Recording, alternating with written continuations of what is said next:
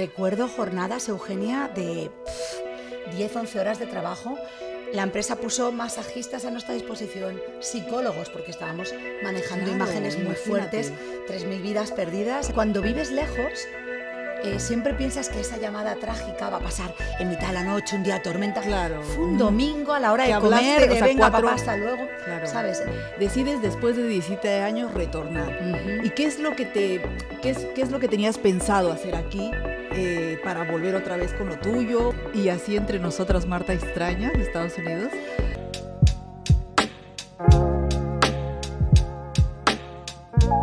Estamos en una edición más de nuestro podcast Conectando Sonrisas. En esta oportunidad tengo una invitada de lujo. Ella ha corrido maratones, ella es periodista con más de 23 años de experiencia, entre ellos en el canal CNN en español. Bienvenida, Marta. Menuda presentación tan bonita. Muchas gracias, Eugenia. Estoy encantadísima de estar aquí. Gracias por invitarme. No, gracias a ti por venir. Tenemos tantas dudas porque yo tengo tantas preguntas, más bien, porque, a ver, o sea, has llevado una vida con muchos cambios y también una vida al final por tu trabajo. Me gustaría preguntarte muchas cosas, entre ellas, dispara. ¿Cómo haces después de desarrollar todo esto, tener una sonrisa serena y contagiosa a la hora de transmitir? Creo que trabajar con pasión es muy importante. Cuando das con tu vocación en la vida y dedicas tu vida a esa pasión, creo que se traslada a todo el mundo, al equipo. En mi caso, que interactúo con la cámara, creo que la persona que está detrás de la cámara también nota esa pasión. Para mí el periodismo es apasionante en todas sus vertientes. He tenido la suerte, como bien has dicho, de trabajar para un canal como CNN, donde las noticias fueron mi vida. Las noticias son apasionantes y al mismo tiempo extenuantes. O sea, llega un momento en el que estás muy cansado de todo lo que pasa en el mundo, y cuando decidí venirme a España, fue un momento en el que quería un cambio. Okay. Como tú bien dices, soy muy deportista, trato de llevar una vida lo más saludable posible, a veces no me sale muy bien, pero lo intento. Soy vegetariana también. Entonces, cuando salió el proyecto de Vida Televisión, parecía que estaba hecho para mí. O sea, los contenidos eran exactamente hacia donde quería enfocar mi carrera y totalmente encajaban con mi manera de ver la vida, así que fue eso vamos a hablarlo ahora un poquito, Marta, pero quiero saber un poco cómo nace la idea, o cómo nace el bicho de quiero ser periodista, quiero contar historias, como tú lo dices. ¿Cuándo y cómo nace esto? Ojalá te pudiera decir que era esa niña que desde pequeña, no sé, me parecía noticioso todo lo que pasaba en el barrio, hice mi propio periódico, pero no. He de decir que tenía 18 años y no sabía muy bien por dónde quería tirar a nivel profesional. Mi hermana, que es periodista igual que yo y 5 años mayor, fue una gran influencia en mi vida porque es una gran periodista y mi mejor amiga en el mundo, y creo evidentemente que no sabía muy bien si tirar por el tema del ejercicio físico, y al final el periodismo llegó a mí un poco de casualidad. Pero en el primer año de carrera, de hecho, hice comunicación audiovisual, en el primer año de carrera ya supe que era un fit, era para mí. Sí. O sea que ha sido más bien por la influencia, ¿no? O sea, un poco por la influencia. ¿Y cómo y cuándo decides irte a trabajar a Estados Unidos, dejar tu familia, dejar tus raíces, dejar todo, irte a Estados Unidos? Pues fue una decisión que era para 3 meses y tardó 18 años. El tema fue que varios veranos, pues yo trabajaba durante el año, durante la carrera trabajé siempre pues en Telemadrid, en otros medios de comunicación, y los veranos los tenía un poco ociosos. Yo en esa época estaba muy obsesionada con las noticias, quería mejorar en noticias, quería mejorar mi inglés y empecé a buscar sitios del mundo. La BBC en Londres fue mi primera opción, pero luego dije, un poco más lejos, ¿por qué no? Me enteré que existía CNN en español, porque no es lo mismo que CNN Plus, que si luego en España. CNN Español emite para los latinos de Latinoamérica y para toda Latinoamérica. Entonces, mandé el currículum como estudiante de último año de universidad, pasé un par de entrevistas y me eligieron para la beca. Entonces, fenomenal. 3 meses, me voy a Atlanta, chapurreo el inglés lo que pueda y me vuelvo a España con la experiencia. Hay algo muy curioso que estaba leyendo que me impactó un poco, porque fuiste testigo del atentado terrorista, ¿verdad? Cuéntanos un poquito esa historia, esa anécdota. Para mí fueron esos ojos de becaria que vieron como el evento que iba a cambiar el rumbo del mundo, porque fue así, que fue el colapso de las Torres Gemelas después del ataque terrorista de Al-Qaeda, fue un antes y un después en mi vida profesional. Si ya estaba interesada por las noticias, a raíz de ahí supe que quería informar al mundo de lo que pasaba. La verdad, fue un momento que es muy triste decirlo, pero fue un momento para mí óptimo para haber sido becaria, porque faltaban manos para trabajar. Entonces, claro, como becaria tuve oportunidad de hacer cosas en CNN que no hubiera tenido de otra manera. Era cobertura 24 horas, 7 días por semana, había que viajar a Nueva York, había que hacer cosas, y yo, como becaria, levanté la mano y dije... Usadme para lo que queráis. Es claro. Yo en esto, vamos. Recuerdo jornadas, Eugenia, de 10, 11 horas de trabajo. La empresa puso masajistas a nuestra disposición, psicólogos, porque estábamos manejando imágenes muy fuertes, 3.000 vidas perdidas. Entonces, a raíz de ahí, pues he de decirlo, que fui una becaria bastante brillante, y a partir de ahí surgió a partir de ahí 17 años, ¿no? A partir de 17 años. Pero, ojo, no fue eso lo que me hizo quedarme en Atlanta, fue el amor lo que me hizo quedarme. El amor, cuéntanos un poquito ese tema que... Claro, yo iba para 3 meses de beca y dije, bueno, tenía novio en España y una vida muy armada aquí, como tú bien has dicho, toda mi familia, todo, pero... haciendo un mapa normal, animado, me dijeron, acércate al departamento de gráficas y pides a Álvaro un mapa. Yo pregunté por Álvaro me sonrió, él sí que tiene una sonrisa muy bonita y con su magia colombiana me enamoró, lo tenía clarísimo, que era el hombre con el que quería pasar el resto de mi vida. Entonces, bueno, dejé al novio por correo electrónico, muy mal. Por correo electrónico. Muy mal lo mío, pero la verdad es que vamos a hacer 23 años de amor juntos. Madre mía. Y al final luego, o sea, después de vivir todo 17 años, ¿y qué es lo que te llamó la decisión de volver otra vez aquí y atraerte a Álvaro? Está claro que en mi vida los eventos fuertes que marcan mi vida de alguna manera me producen cambios, porque fue el 11 de septiembre, fue el amor el que me trajo. Y por desgracia... Es que fue todo ahí, o sea, tu destino estaba en Estados Unidos. ¿Ves? Pero luego del amor y la muerte, ¿no? Pues la muerte fue por la que por desgracia me trajo a España, ¿no? Un día horrible, sábado X, en el que tú hablas con tu padre por videollamada, claro, yo en Atlanta, él en Madrid, por Skype, oye papá, que venga, qué tal, que no sé qué, que luego nos vemos. Falleció 4 horas después, de manera súbita, con 72 años, un hombre muy sano al que yo le debo el amor al deporte. Jugó al fútbol hasta los 68 años 3 veces por semana. Deportista, claro. De estas personas, Eugenia, que lo ves como una roca y dices, este hombre me va a enterrar a mí, pues de repente la vida se le acaba de la noche a la mañana. Yo viajé como buenamente pude, porque recuerdo aquel viaje de avión, esas 9 horas con auténtico horror. O sea, interminables. Porque viajas a enterrar a tu padre y te vuelves. Claro. O sea... Entonces, claro, recuerdo, tenías un compromiso, tenías que, venir, tenía que volver a Atlanta a trabajar. Estaba en un momento bastante álgido de mi carrera, además, haciendo mucho cámara, mucho estudio. Y bueno, te voy a decir que mi corazón quedó desgarrado. O sea, separarme de mi madre, que me pedía por favor que me quedase unos días, que le ayudase a desprenderse de las cosas de mi padre. Ahora te puedo contar esto, pero he estado muchos años muy fuerte, tratando de interiorizar ese dolor, ¿no? Entonces, sobre todo sentirse uno culpable porque está fuera, o sea, está fuera y no has estado a lo mejor en el momento, ¿no? Exactamente. Pero bueno, eso son cosas que pasan y bueno, y al final, cuéntanos. Aparte, cuando vives lejos, siempre piensas que esa llamada trágica va a pasar en mitad de la noche, un día de tormenta. Claro. Fue un domingo a la hora de comer, venga papá, hasta luego. Claro, ¿sabes? Entonces, 4 horas antes hablaste con él y luego... te das cuenta que la vida se va en un suspiro. Entonces, ahí empecé a pensar que me quería volver a España, pues había perdido mucho tiempo con mis padres, mis hijos quiero que se críen aquí, mi madre no tiene que estar sola, quiero estar con mi hermana, y empecé a cranear mi vuelta a España. Esa fue... Claro, o sea, tenías que planificar todo otra vez para que también hagas aquí lo mismo, lo que te gusta, lo que te apasiona, lo que te mueve al final, ¿verdad? Eugenia, si ahora pienso todo lo que tuve que hacer, no sé si tendría el valor de volverlo a hacer. Yo creo que es una mudanza internacional, es sacar a 2 niños americanos. Nacieron se allá. habían criado ahí hasta los 12 años mi hija, hasta los 8 años mi hijo. ¿Cómo se lo tomaron los niños? Mi hija muy mal, me odió el primer año de vida. Mi hijo mejor, era más pequeño y es más, se adaptó mejor a la cultura. Y mis hijos hablaban muy bien español, pero una cosa es hablar bien español, Claro, otra y cosa otra es cosa acostumbrarte a vivir en España. Totalmente. Extrañaba muchas cosas de Estados Unidos. Mi marido, bueno, es de origen colombiano, pero llevaba 32 años en Estados Unidos, o sea, Ya toda todo un una vida. Claro, todo americano, ya. Y le pasaba lo mismo, cada vez que veníamos a España le gustaba, pero Pero no es lo no mismo era para para, vivir. claro. El primer año, Eugenia, fue muy duro. Y no quiero pintarlo como, bueno, qué maravilla. No, fue durísimo, madre. durísimo. A lo mejor alguna vez se te pasó por la mente regresar, ¿o no? Nunca. La verdad, yo dije, ya he apostado por esto, Y ya. pero sí llegué a pensar que a lo mejor había cometido un error. Sí llegué a pensarlo. Ya.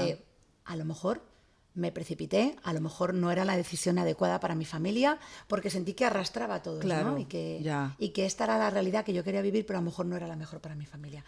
Pero el tiempo ayuda a poner todas las cosas en su sitio, por suerte, y ahora están todos absolutamente felices. He visto que también en Atlanta, en CNN, hiciste muchas cosas. Cuéntanos un poquito esa experiencia, Marta, sobre todo alguna anécdota que te haya marcado, que haya sido a lo mejor un reto para ti o algo muy difícil de transmitir, que te haya ocurrido durante todo ese tiempo que has estado ahí. Pasaron muchísimas cosas, imagínate, tantos años. Recuerdo con verdadero horror cubrir los huracanes, por ejemplo. Sí. Cuando hay temporadas de huracanes es una cobertura Terrible. muy intensa. Es hablar con gente que ha perdido todo en la vida. Exactamente. Que se ha quedado sin hogar. ¿Cómo haces para entrevistar a esa gente y que al final lo termina diciendo, lo termina contando y lo termina al final normalizando? Porque al final puedes tener un día todo y al día siguiente perderlo todo. Yo quiero romper un poco una lanza por el periodismo. Hay gente que cree que los periodistas somos de acero, que a nosotros no nos afecta nada. Yo he soltado muchas lágrimas por gente a la que he entrevistado. Nunca pierdo la visión de que estoy ahí para informar al mundo. Si yo no estuviera contando esto, ¿quién lo estaría contando? Esta persona no podría contar su historia. Entonces, como contador de historias, estás orgulloso de lo que haces, pero eso no quita para que en el corazón te vaya pesando las historias personales. Yo me las llevaba al hotel. Yo he llorado, Eugenia, pensando... Porque hay noticias que al final no se aceptan, o sea, no las puedes aceptar. El 11 de septiembre es una de ellas, exactamente. Muy dura. Aparte del 11 de septiembre, que fue una noticia que yo creo que paralizó al mundo entero. Creo que es esa noticia es que todo el mundo sabe lo que estaba haciendo cuando pasó. Todo el mundo. Yo me acuerdo, perfectamente qué es lo que estaba haciendo, dónde me dirigía, me acuerdo, y yo creo que le pasa a todo el mundo, porque son noticias que al final dices... ¿Qué pasa? Sacuden al mundo, sí. Sí, totalmente. Aparte de eso, Marta, que lo has vivido y prácticamente has estado ahí en el momento viendo a tanta gente y tal, ¿alguna noticia que te haya costado transmitir o que te haya sido muy difícil y que te haya roto en ese momento? Fue muy duro el 11M, ya relacionado con eso, estando desde Atlanta y no pudiendo viajar a España. Porque nosotros conectábamos con la persona que estaba aquí, pero saber el dolor que estaba pasando tu ciudad y no poder estar ahí reportándolo fue duro para mí. Esa fue una dura. Y también he visto que hacías algunas entrevistas también acerca del bullying, ¿no? Sí. Que marcó mucho, yo creo. Cuéntanos un poco cómo era en ese tiempo, ¿no? Y ahora, bueno, también se sigue viviendo, pero a lo mejor de diferente manera. Creo que uno de mis grandes orgullos laborales fue elaborar un documental que se llama Atrapados en el silencio, en el que abordo el tema del acoso escolar, porque, por ejemplo, países como México y Argentina, por desgracia, lideran la lista de países donde hay más índice de suicidio de niños por sufrir bullying en los colegios. Entonces, bueno, hubo un caso horrible que se llama Oriana Picotti, que es una chica argentina que en una zona rural de Argentina se ahorcó en su casa por culpa del bullying. Entonces, yo ¿Cuántos años tenía? 15 años, Eugenia. Madre una mía. chica guapa, brillante, maravillosa. Yo, tuve la oportunidad de hablar con su padre. Su padre se negó a hablar con ningún medio. Yo estuve durante 2 meses hablando con él y le hice entender que el documental no era para hurgar en el dolor, era para tratar de evitar que no hubiera más Orianas en el mundo. Era para mostrar que eso no es una cosa de niños, que no es un juego. Bueno, pues si el gafas tiene gafas, que le llamen gafotas, no pasa nada. Va mucho más allá. Va a herir de verdad la autoestima de los niños. Y el dolor que pueden vivir esos niños que sufren ese terrible acoso y al final llegar al punto de quitarse la vida Es que, Lo vamos, peor, te digo, Eugenia, es que hace no mucho celebré una mesa redonda y por desgracia poco hemos avanzado en este tema. Es muy triste decirlo, pero poco se avanza en este tema. bueno, sí, yo creo que Lo también ahí intentamos, o sea, sí, se intenta. intentamos mucho en la educación de nuestros hijos, de que sean inclusivos. Totalmente, de pero es que al final, Marta, no sé si te pasa, o sea, yo intento que, por ejemplo, tengo una niña de 8 años que ella me cuente todo, pero al final no sabes si es todo lo que te puede contar, Claro. no sabes qué es lo que ocurre y a veces tienes que confiar, ¿no? En los demás, tienes que confiar en el colegio, la educación, tienes que confiar en la gente, pero bueno, ese tema al final pues es muy, muy delicado y se debería de hacer más cosas, yo creo. De verdad que sí. Mira, uno de los motivos, el documental fue nominado a un Emmy. Yo estaba muy contenta. La gente cree que es por el Emmy, pero no, es porque si tú te ganas un Emmy, ese documental está en boca de mucha gente y era Claro. el tema lo que a mí me interesaba, que Claro. estuviera en boca de mucha gente. Por desgracia no lo ganó, pero bueno, estaba igual nominado, estaba claro. nominado. Muy bien. Pero bueno, bien, es importante poner ese tipo de diálogo, ¿no? Ese tipo de problemas para que se dialogue.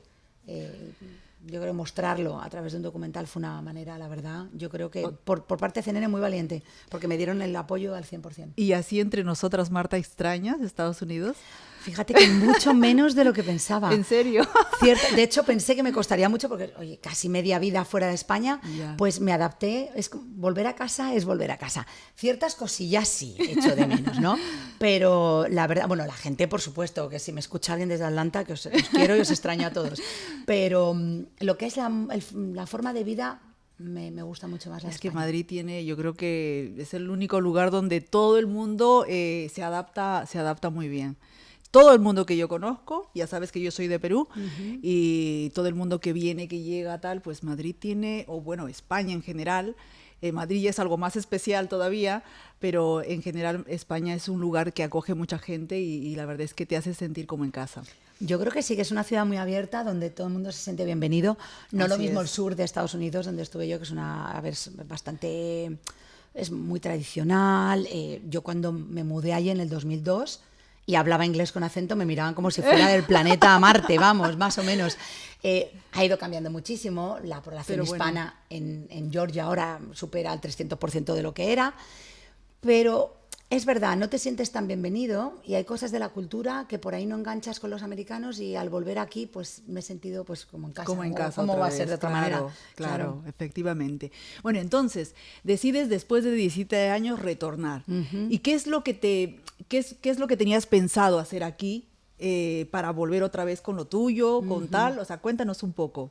He de decir, y en esto mis compañeros del audiovisual seguramente están de acuerdo, el audiovisual, la situación está mal en España. Es difícil encontrar un hueco, es difícil encontrar estabilidad laboral, parece casi imposible. Entonces fue un shock para mí, porque claro, después de tantos años fuera, tenía solo 24 años cuando me fui de España. Había más estabilidad y había incluso mayores sueldos de lo que hay hoy en día en el audiovisual. Entonces, a ver, no me veía nuevas, porque como yo os Ya he tenías, contado, mi claro. hermana es periodista, tengo muchísimas amigas del alma de la universidad que me contaban cómo estaba el plantel, ¿no? Pero me costó encontrar mi hueco. He de decirte, mi marido lo encontró enseguida, él es diseñador gráfico y Bueno, pasó de CNN, de claro. Senior Graphic Designer en CNN, aquí a trabajar para Movistar y está encantado. Pero a mí me costó más encontrar mi hueco. ¿Y cómo llegas a Canal Vida TV? Pues fíjate, por LinkedIn. el, CEO, Mira. el CEO de la empresa le gustó mi perfil, pero para un puesto. Y cuando habló conmigo, vio mi energía, le conté que hacía deporte, que la vida saludable me gustaba mucho, de repente dijo, esta es, pero, es que más lo dijo así, la llamada dijo, esta es, pero para el otro proyecto que tenemos, ¿no? Y la otra persona que estaba en la llamada, yo dije, ¿qué Encajabas proyecto? perfectamente Sí.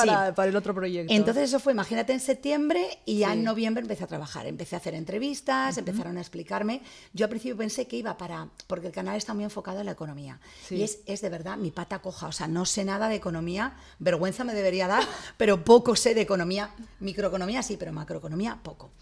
Entonces yo iba a la entrevista de trabajo un poco cabizbaja diciendo, bueno, pues a ver. Y cuando empezaron a decir, mira, el proyecto nuevo que te queríamos contar es un canal de Porque vida. claro, entrevistáis a todo, o sea, diferentes especialistas en temas He tenido la suerte de entrevistarte a ti, sí, bueno, especialista en bruxismo y en que cuidemos nuestra sonrisa y tengamos una sonrisa maravillosa. Pero no solamente, sino en temas variados, o sea, relacionados al mundo y a la salud. Damos muchísima importancia a la salud mental, como hemos hablado pues, del bullying, hemos hablado del TDAH, de la depresión, del suicidio, que fue un tema muy duro de tratar. Y hemos hablado de todo, desde ejercicios que estén de moda, como puede ser la calistenia, hasta... pregúntame algo que seguro te digo que sí, que lo hemos tratado. Bueno, aparte de eso, Marta, yo te quería preguntar algo que está relacionado también a mi campo de la estética dental. Los periodistas, los que trabajan y se ponen frente a una cámara, evidentemente tienen que comunicar, pero no solamente comunicar, sino conectar con la gente. ¿Crees que la sonrisa es algo muy importante para esto? La sonrisa es fundamental, pero es que la sonrisa es fundamental para periodistas que incluso no están en la cámara, y te voy a explicar por qué. Nosotros tenemos que hacer piezas que son narraciones, ¿no? Tú narras. Si tú estás narrando, es lo bonito de esto. Sí. Pero si dices, es lo bonito de esto, esa sonrisa claro, se escucha. Entonces, se las sonrisas siente. Son fundamentales para todo. Exacto. Pues sí, evidentemente. Y bueno, cuando tratas también, o sea, en el campo de la política, ¿crees que los políticos tienen que tener ese carisma para tener el gancho de poder llegar a más gente? Yo creo que el político... Yo observo mucho, me encanta observar, sobre todo los políticos. Es muy interesante el lenguaje no corporal, ¿no? Yo creo que ese político que es capaz de sonreír y de conectar con el público llega mucho más con su mensaje. Creo que la sonrisa es fundamental para todos. Así es que es súper importante valorar un poco, o sea, el tema de la sonrisa y hablar de ese tema. Y bueno, nosotros nos encargamos de eso, ya sabes. Así es y de una manera maravillosa, además. Sí, nos encanta ver a más gente sonreír y colaborar y trabajar en ello, pues es maravilloso, porque así como tú has visto casos que en tu profesión, nosotros también vemos casos que al final pues dices, wow, esto es lo mío, esto me encanta, esto me fascina. Eres deportista. Me encanta, bueno, has corrido maratones, la de Madrid, por ejemplo.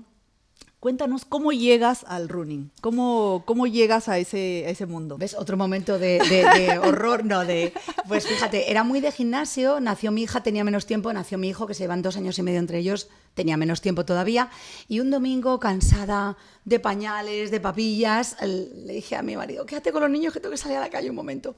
Y salí a correr, pero de una manera natural. ¿Sí? Me gustó la sensación. Y justo en el barrio donde vivía, ahí en Atlanta, organizaban una carrera de 5 kilómetros benéfica. Entonces dije, mira, es por una buena causa, me inscribo. Pues Eugenia, quedé la segunda. ¿En serio? Entonces dije, oye, a mí esto mal no se me da. Dije, oye, pues mal no se me da. Y ya me piqué y empecé a entrenar para 10 kilómetros y ya, pues me vi bien y ya cogí el reto de la media maratón. El salto de los 10 kilómetros a la media, que son 21 kilómetros, es un salto muy grande. Y he de decir que me costó darlo y luego me acomodé. Me acomodé muchísimo, hice 23 medias maratones, o sea, en plan organizadas, ¿no? Y me llegó la crisis de los 40, hay gente que se hace el botox, a mí no, a mí me dio por decir, me voy a correr un maratón entero. Tenía mucho miedo porque la distancia, no es decir, bueno, corres 21 metros, no es lo mismo, claro, no es lo mismo. No es lo mismo, no sé si corres. Tienes que estar preparada. Yo hago mucho deporte, correr, no tanto, pero bueno, me gusta también, alguna vez para relajarme sobre todo. Si quieres pasar de los 21 a los 42, fíjate, te digo que hasta estando en forma y haciendo deporte, te puedes echar una media maratón y terminarla con dignidad. ¿Sí? 42 kilómetros, no. O sea, eso tienes que estar el preparada, cuerpo humano claro. No está preparado Tienes y es antinatural correr esas cantidades. Entonces, bueno, con esa crisis de los 40 me preparé muchísimo y dije, bueno, vamos a ver cómo se me da. Bueno, pues... Otro reto más. El veneno del maratón se me metió en el cuerpo y Madre ya mía. Este año corro la 9ª maratón. Madre mía, así de, vamos.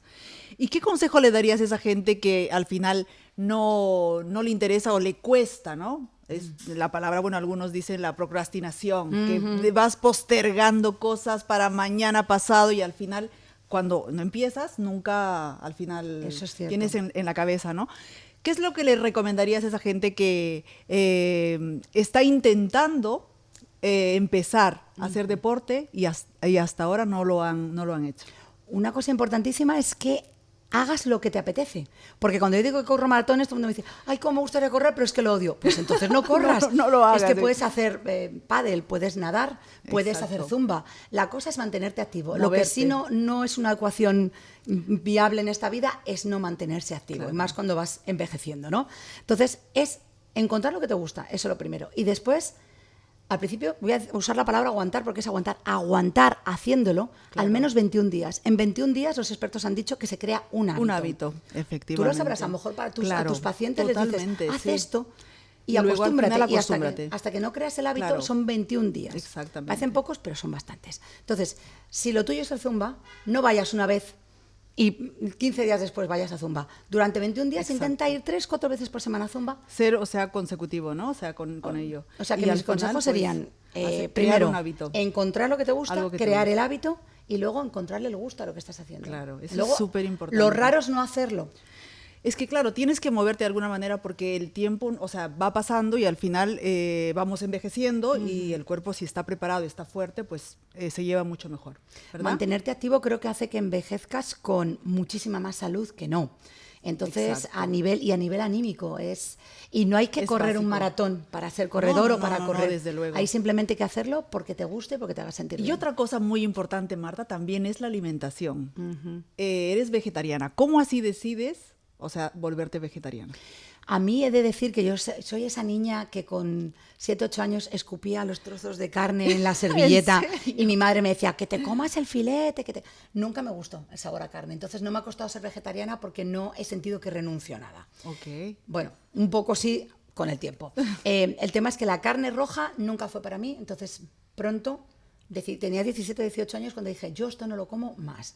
En aquella época, para ser vegetariano había que ir a los herbolarios Ya. y comías verdaderas cochinadas, pero para comer proteína, no es como el tofu, el Claro. seitán, que hoy está No, muy a la mano. ahora ya estamos, o sea, Ahora, lo tienes Eugenia, todo. facilísimo. Sí, Los sí, sí. vegetarianos ahora lo tenemos muy fácil. Entonces, luego hice una pieza para CNN, ¿no? Un reportaje sobre una granja avícola y a partir de ahí dije, no como más pollo y pues si muchos visitaréis granjas avícolas no comeréis pollo nunca más. Y el pescado fue un poco pues por lógica ya. Al Claro. pescado sí tuve que renunciar más, al marisco. De vez en cuando a lo mejor si peco a lo mejor comiendo un sushi o algo así, pero intento alinearme con el vegetarianismo. No soy vegana, o sea que sí como huevos claro. y lácteos, pero... Es también fundamental para la dieta, claro, desde luego. Y Marta, ¿cómo has llevado el tema, tus hijos? O sea, ser madre, porque también es un trabajo. Es un trabajo a tiempo completo y el más difícil de todos. 2 hijos.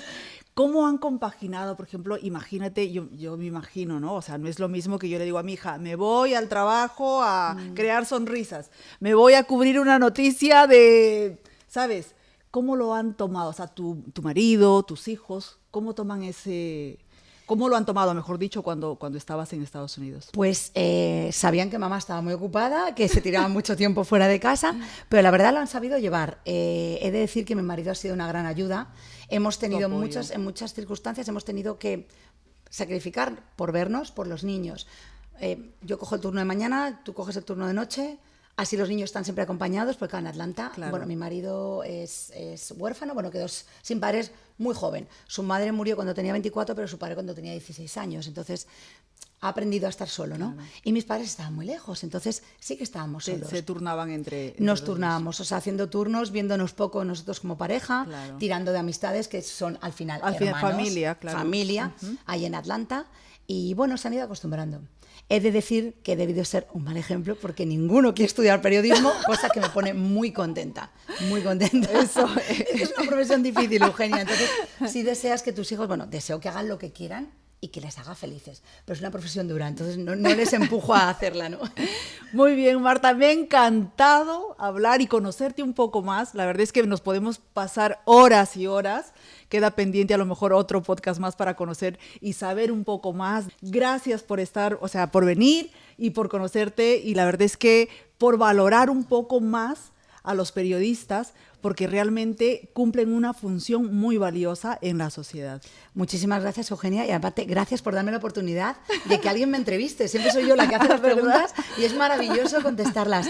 Ha sido una charla maravillosa, como tú bien dices, podría estar horas y horas aquí, así que cuenta conmigo cuando quieras. Muy y por bien. favor, sigue cuidando de nuestra sonrisa también como lo haces. Muchas gracias. Bueno, chicos, hasta luego.